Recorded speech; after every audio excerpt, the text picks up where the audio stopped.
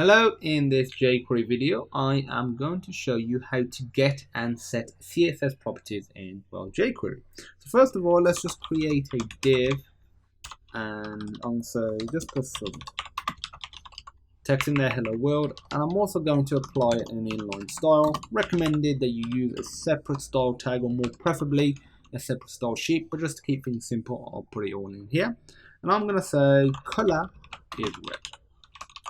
So if I run that now, we get red text.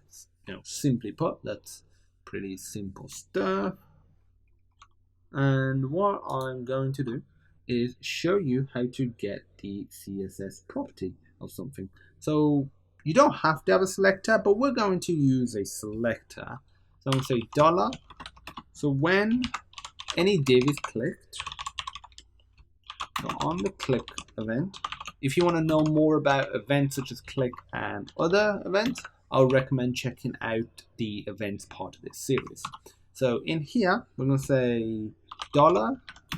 This will just select the current div that is clicked, not just all the divs.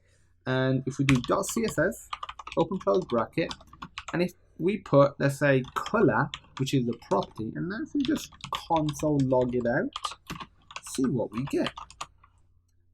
And if we click it, it prints out the RGB value of 25500, which 255 is red, G is green, B is blue. So red, so that's fine, that it's fully on.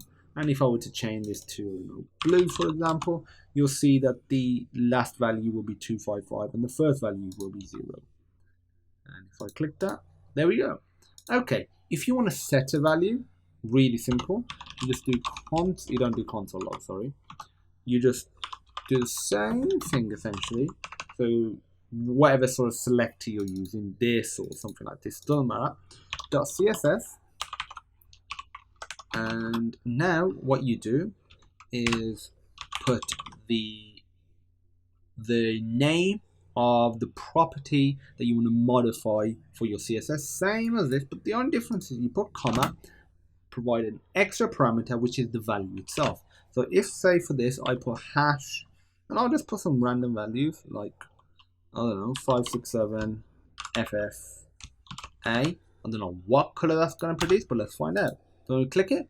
Oh, we produce sort of a bluey color, but it's a slightly light blue. And if I click it again, we'll get the new value. So that is the new RGB value. So that is how you get and set values. If you want a more comprehensive list of the different CSS values that you can get, I will provide a link to that. So feel free to peruse that at your own leisure. If you have any questions, feel free to pop me a message. And as usual, I look forward to seeing you in the next video.